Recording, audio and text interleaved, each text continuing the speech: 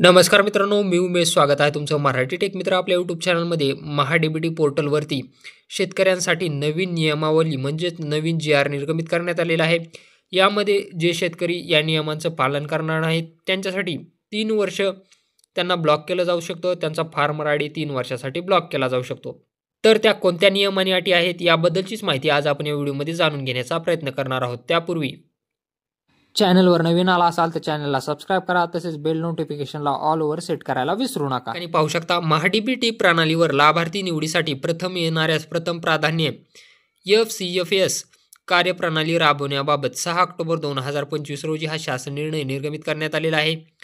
महा-डी-बी-टी प्रणालीमध्ये लाभार्थी निवडीमधील पारदर्शकता, लाभ देण्यामधील गतिमानता टिकवून राहण्यासाठी विद्यमान लॉटरी कार्यप्रणालीऐवजी प्रथम येणाऱ्यास प्रथम प्राधान्य ही कार्यप्रणाली दिनांक 1 एप्रिल 2025 पासून राबविण्यास या शासन निर्णयाद्वारे मान्यता देण्यात येत आहे. या कार्यप्रणालीचे खालील प्रमाणे सूचना देण्यात येत आहेत. महा-डी-बी-टीवर आज अखेर जे अर्ज प्रलंबित आहेत ते अर्ज प्रथम येणाऱ्यास प्रथम प्राधान्य एफ-सी-एफ-एस प्रणालीवर विचारात घेण्यात येतील. जे लाभार्थी या प्रक्रियेमध्ये समाविष्ट होताना चुकीची खोटी कागदपत्रे सादर करतील किंवा दिशाभूल करून लाभ घेण्याकरिता प्रयत्न करतील त्यांचा लाभ वसूल पात्र करण्यात येईल. त्यांचा आधार व फार्मर आयडी पुढील 5 वर्षासाठी कृषी विभागाच्या सर्व योजनांसाठी ब्लॉक करण्यात येईल. ज्या घटकासाठी लाभार्थ्याची निवड होईल त्या घटकाचा लाभ त्या लाभार्थ्याने त्यापुढील किमान 3 वर्षे घेणे अपेक्षित आहे. विहित मुदतीपर्यंत लाभ घेतला जात नसल्यास तसेच अनुदानित घटकाचा गैरवापर केल्याचे दिलेले अनुदान वसूल पात्र असेल अशा लाभार्थ्याचे आधार कार्ड व फार्मर आयडी कृषी विभागाच्या सर्व योजनांसाठी पुढील 3 वर्ष ब्लॉक करण्यात येईल.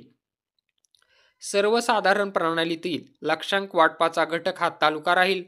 तसेच अनुसूचित जाती जमाती प्रवर्ग तसेच अपंग प्रवर्गासाठी लक्षांक वाटपाचा घटक हा जिल्हा राहील. जी कागदपत्रे उदाहरणार्थ 7-12 व 8 जातीचे प्रमाणपत्र शासनाच्या वेगवेगळ्या विभागांच्या ऑनलाईन पोर्टलवर उपलब्ध आहेत.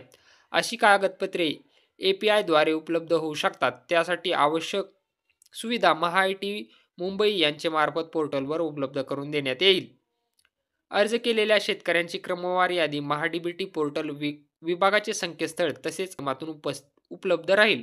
लाभासाठी पात्र अर्जास पूर्वसंमती मिळाल्यानंतर त्या संबंधित लाभार्थ्याचे विहित मुदतीत लाभ न घेतल्यास त्याचा अर्ज रद्द करण्याचा संदेश पाठवून त्याचा अर्ज रद्द करण्यात येईल. सदर अर्ज त्या आर्थिक वर्षात विचारात घेतला जाणार नाही. तर असे हे महत्त्वपूर्ण असे 7 नवीन नियम आणि अटी तुम्हाला सांगण्यात आलेले आहेत.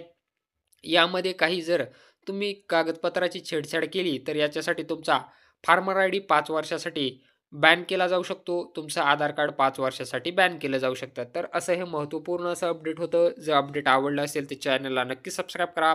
बेल आयकॉनला प्रेस करायला विसरू नका.